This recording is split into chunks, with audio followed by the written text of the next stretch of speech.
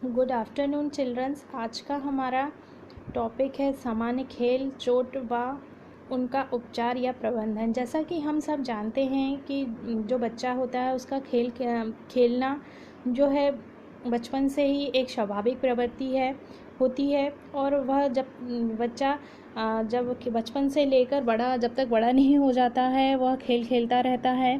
तो खेल खेलने के समय जो है चोट लगना एक स्वाभाविक सी बात है। और इस खेल के दौरान जो चोट लगी है उसको समाप्त तो नहीं किया जा सकता है, लेकिन उसका उपचार किया जा सकता है, जिससे उसका दर्द कम किया जा सके, उसका उचित रूप से प्रबंधन किया जा सके, जिससे उस चोट की प्रभावशीलता को कम किया जा सकता है। तो इस टॉपिक में जो सामान्य खेल है उससे लगने वाली चोट के उपचार और प्रबंधन के बारे में बताया गया है। जैसा कि इसमें लिखा है कि खेल खेलना बच्चों की मूल प्रवृत्ति है। पैदा होते ही बच्चा खेल खेलना प्रारंभ कर देता है तथा प्रौढ़ होने तक खेलता ही रहता है। खेलने के दौरान चोट लगना स्वाभाविक है। खेल के दौरान की चोटों को समाप्त नहीं किया जा सकता, परंतु उचित प्रबंधन से कम अवश्य किया जा सकता है। तो कहने का तात्पर्य यह है कि खेल खेलना जो होता है बच्चों की मूल प्रवृत्ति होती है। बच्चा जब से पैदा होता है तब से ही वह खेल खेलना प्रारंभ करता है और वह प्रौढ़ अवस्था तक खेलता रहता है। तो खेल खेलने के समय चोट लगना एक नॉर्मल बात है। और चोट जो लगी है उसको तो हम तुरंत समाप्त नहीं किया जा सकता है, लेकिन उसको कम जरूर एक उचित प्रबंधन के द्वारा किया जा सकता है। अगला पॉइंट है प्रबंधन से अभिप्राय आयोजन की उचित व्यवस्था से है। यदि खेल कूद के दौरान व पश्चात उचित मानदंडों का पालन किया जाए तो खेल चोटों को बहुत कम किया जा सकता है। इन मानदंडों का पालन करते हुए भी कभी कभी बच्चे चोटग्रस्त हो जाते हैं। अतः सामान्य खेल चोटों का उचित एवं समय पर आवश्यकता अनुसार उपचार ही खेल चोटों का प्रबंधन कहलाता है। तो इस पॉइंट में यह बताया गया है कि जो खेल है, अगर हम खेलते समय खेल के जो मानदंड होते हैं उनका पालन करें तो खेल में लगने वाली चोटों को कम किया जा सकता है। लेकिन फिर भी इन मानदंडों के पालन करते हुए भी कभी कभी बच्चों को चोट लग जाती है। तो अतः समान खेल खेलते समय जो चोट लगी है उसको उचित समय पर उपचार करके आवश्यकता अनुसार उस उन चोटों के प्रभाव को कम किया जा सकता है। यही जो है प्रबंधन कहलाता है। सामान्य खेल चोटें निम्नलिखित हैं। जो सामान्य खेलों में लगने वाली चोटें जो होती हैं वो निम्न प्रकार की होती हैं, जिसमें पहला है मोच। जैसे इसमें दिया गया है कि लिगामेंट का खिंचाव टूटना ही मोच है। लिगामेंट एक अस्थि के सिरे को दूसरे अस्थि के सिरे से जोड़ता है। शरीर के जोड़ों को स्थायित्व व सहारा देते हैं। वही है जब भी शरीर के किसी जोड़ पर उसकी क्षमता के कोण से अधिक दबाव पड़ जाता है तो उस भाग पर लिगामेंट में खिंचाव आ जाता है और कभी कभी यह कुछ संख्या में टूट भी जाते हैं। यही मोच कहलाती है।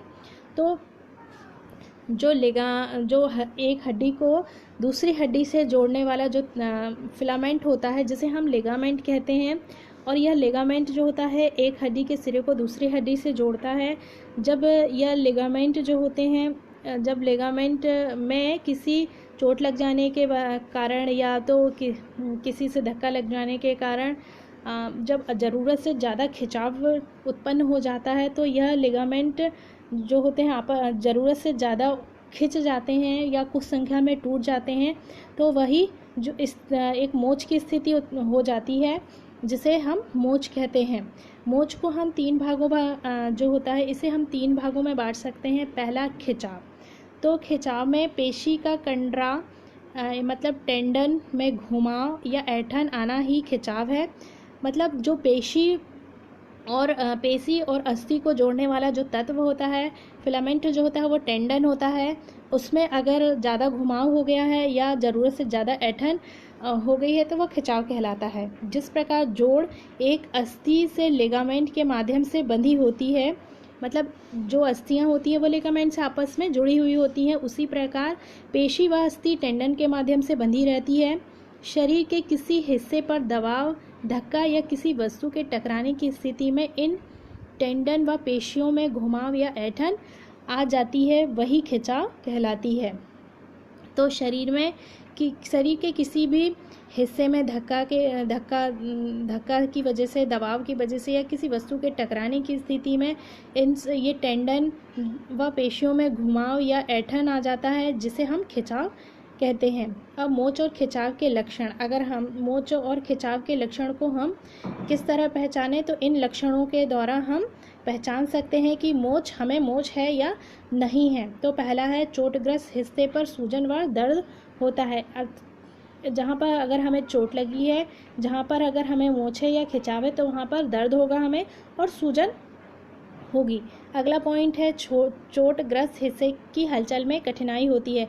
अगर जहाँ पर हमें चोट लगी है उस हिस्से के अगर हम हिलाते हैं या उसमें कोई हलचल करते हैं तो हमें कठिनाई महसूस होती है। अगला पॉइंट है, चोटग्रस्त अंग निष्क्रिय सा हो जाता है। तो चोटग्रस्त जो अंग है वह निष्क्रिय हो जाता है, यानी शिथिल अवस्था में हो जाता है। चौथा पॉइंट है, चोटग्रस्त हिस्से की त्वचा नीली पड़ जाती है। जहाँ पर हमें चोट लगी है, जहाँ पर हमें मोच है या खिंचाव है, वहाँ की जो स्किन होगी वह नीली पड़ जाती है। अब मोच व खिंचाव का उपचार, तो हमें मोच है जहाँ पर और खिंचाव है, हम उसका उपचार कैसे करें। तो पहला यहाँ पर पॉइंट दिया गया है, उस अंग को आरामदायक स्थिति में रखना चाहिए। जहाँ पर हमें मोच या खिंचाव है, हमें उस अंग को आरामदायक स्थिति में रखना चाहिए। अगला पॉइंट है, 72 घंटे तक ठंडा उपचार दें, इसके बाद गर्म उपचार करना चाहिए। कहने का तात्पर्य है कि जहाँ पर हमें मोच या खिंचाव है वहाँ पर हमें पहले तो 72 घंटे तक ठंडे बर्फ़ की सेक देनी होगी और फिर उसके बाद जो है हमें गर्म पानी की जो थैली से वहाँ पर सेक देना चाहिए। और अगला पॉइंट है, प्लास्टिक थैली में थोड़ा पानी लेकर उसमें बर्फ़ डाल दें और चोट वाले स्थान पर कुछ समय तक रखें और प्रत्येक घंटे या 2 घंटे के बाद ठंडे पानी की थैली रखते रहें। अगला प्रकार है अस्थि भंग। अस्थि भंग मतलब जहाँ किसी अस्थि का टूट जाना अस्थि भंग कहलाता है। जब किसी बच्चे किसी बाहरी चोट के कारण कोई अस्थि टूट जाती है या मुड़ जाती है तो उसे हम अस्थि भंग कहते हैं। पहला पॉइंट है अस्थि टूटना। अस्थि टूटना जब अस्थि 2 या 2 से अधिक भागों में टूटकर अलग हो जाती है। जैसा कि नाम से ही पता चल रहा है इसके कि अस्थि टूटना मतलब जब अस्थियां जो होती हैं 2 या 2 से अधिक भागों में टूट जाएंगी तो वह अस्थि टूटना कहलाती हैं। अगला पॉइंट है अस्थि दबना। अस्थि दबना जो होता है यह अधिकतर जो क्रिया होती है वो खोपड़ी वाले हिस्से में ही होती है। यहाँ की अस्थियां जो होती हैं चपटी हो जाएंगी या दब जाएंगी किसी कारणवश। जैसे कि इसमें लिखा गया है कि यह प्राय खोपड़ी की अस्थियों में होता है क्योंकि खोपड़ी की अस्थियां चपटी होती हैं, अतः चोट लगने पर वे दब जाती हैं। अस्थि मुड़ना। अस्थि मुड़ना जो है वह छोटे आयु के बच्चों में होता है क्योंकि इन आयु के बच्चों की जो बॉडी होती है बहुत कमज़ोर होती है और कमज़ोर नहीं, मुलायम होती है, कोमल होती है। तो इनकी अस्थियां भी जो होंगी कोमल होंगी, लचीली होंगी और जिसके कारण ये टूटने की वजह, जहाँ पर चोट लगेगी, बाहरी आघात होगा, वह टूटने की वजह मुड़ जाती हैं। जैसे कि इसमें दिया गया है कि छोटी आयु के बच्चों की अस्थियां कोमल, मुलायम तथा लचीली होती हैं, अतः चोट लगने पर वे टूटने की बजाय मुड़ जाती हैं। अस्थि भंग के प्रकार। अब जो अस्थि भंग है उसके 3 प्रकार होते हैं। पहला है सरल अस्थि भंग। तो सरल अस्थि भंग के अंतर्गत जो होता है कि हड्डियां टूट कर अपना स्थान नहीं छोड़ती हैं और आसपास के पेशियों को भी नुकसान नहीं पहुंचाती हैं। मिश्रित अस्थि भंग, इसके अंतर्गत जो होता है कि अस्थि भंग के साथ साथ वहाँ पर घाव भी हो जाता है। और जटिल अस्थि भंग, इसके अंतर्गत हड्डियाँ टूटकर जो है हड्डियाँ टूट जाती हैं और अपनी जगह से खिसक जाती हैं और आंतरिक भागों में जो होता है रक्त का स्राव भी होता है। जैसे कि उदाहरण के रूप में जो पसलियाँ होती हैं कभी कभी टूटकर फेफड़े या किसी अन्य भाग में घुस जाती हैं। तो ये अस्थि भंग के 3 प्रकार के टाइप्स होते हैं। इसके अतिरिक्त निम्न अस्थि भंग भी होते हैं। तो इसमें बहुखंड अस्थिभंग, जैसा कि इसमें नाम से ही समझ में आ रहा है कि अस्थियां जो होती हैं कई टुकड़ों में बहुखंडों में हो जाती हैं, मतलब कई टुकड़ों में टूट जाती हैं, जिसे कि हम बहुखंड अस्थिभंग कहते हैं। जब अस्थि टूटकर उसके टुकड़े टुकड़े हो जाए, जिसे कि हम बहुखंड अस्थिभंग कहेंगे। अगला है पचड्डी अस्थिभंग। इसमें अस्थि भंग के साथ साथ घाव भी हो जाता है। कहने का तात्पर्य जहाँ पर अस्थि टूटी है, भंग हुई है, वहाँ पर घाव भी हो जाएगा, तो उसे पचड्डी अस्थि भंग कहते हैं। अगला है कच्ची अस्थि भंग। यह प्रायः बच्चों में होता है। इनकी अस्थियाँ कोमल मुलायम होती हैं, टूटने की बजाय चटक या मुड़ कर रह जाती हैं। दबी अस्थि भंग। यह खोपड़ी की अस्थियों में होता है। यह टूटने की बजाय दबकर रह जाती हैं। दबी अस्थि भंग जो है वो खोपड़ी वाले भागों में होता है, क्योंकि यहाँ पर हड्डियाँ जो होती हैं टूटने की बजाय दब जाती हैं।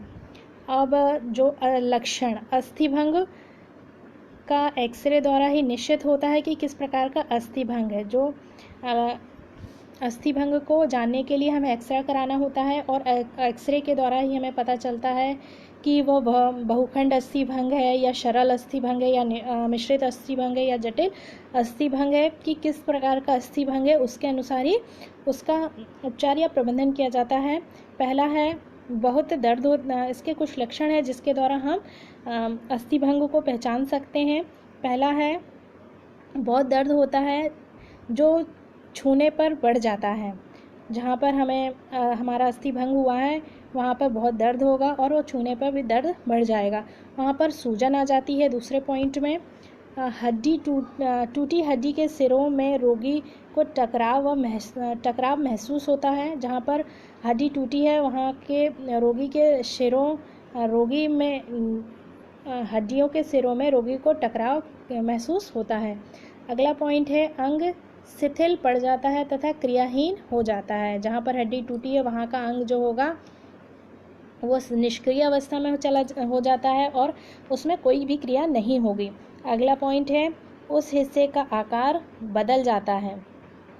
जहाँ पर अस्थि भंग हुआ है तो जहाँ पर अस्थि भंग हुआ है वहाँ के हिस्से का जो पहले का आकार था उसमें परिवर्तन हो जाता है। अब उपचार कैसे किया जा सकता है अस्थि भंग का? रोगी के उस अंग को तिकोनी पट्टी बांधकर या खपचियों आदि की सहायता से सहारा देते हैं। प्रत्येक एक घंटे के अंतराल पर बर्फ की थैली को चोटग्रस्त स्थान पर रखें। तो उपचार में जो हम तिकोनी पट्टी होती है जिससे कि हम कपड़े को तिरछा काट कर बनाई जाती है उसके द्वारा बांध देना चाहिए, और बर्फ से उसको सेक देना चाहिए। अगला है अस्थि का खिसकना। तीसरा है अस्थि का खिसकना। जोड़ में कोई अस्थि जगह से खिसक जाती है तो उसे अस्थि का खिसकना कहते हैं। जैसे कि नाम से ही, इस हेडिंग के नाम से ही पता है कि अस्थि जब अपनी जगह से खिसक जाएगी तो हम उसे अस्थि भंग कहते हैं। इसके कुछ लक्षण हैं। पहला लक्षण है उस स्थान पर अत्यधिक दर्द होता है, उस अंग का आकार बिगड़ जाता है। उपचार, उस अंग पर ठंडे पानी की थैली रखना चाहिए। दूसरा पॉइंट है अति शीघ्र अस्पताल या डॉक्टर के पास पहुंचना चाहिए। अब यहाँ पर रक्तस्राव यानी ब्लीडिंग, शरीर के किसी अंग से रक्त बहने को रक्तस्राव कहते हैं। तो जैसा कि नाम से ही पता चल रहा है रक्तस्राव, अगर शरीर के किसी भाग से रक्त बह रहा है तो हम उसे रक्तस्राव कहते हैं। रक्तस्राव जो होते हैं दो प्रकार के होते हैं। पहला है बाह्य रक्तस्राव और दूसरा है आंतरिक रक्तस्राव।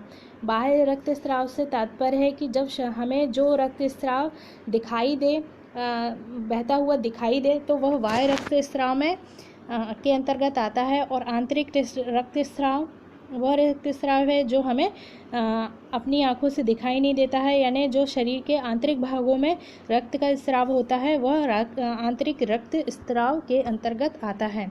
बाह्य रक्तस्राव जो होते हैं तीन प्रकार से हो सकते हैं।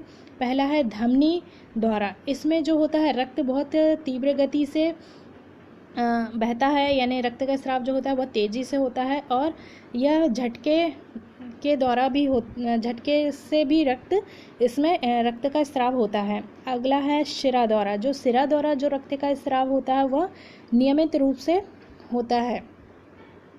और अगला है कोशिकाओं द्वारा। कोशिकाओं के द्वारा जो रक्तस्राव होता है बहुत ही धीमी गति से होता है और जो यह अपने आप स्वतः ही बंद ठीक हो जाता है।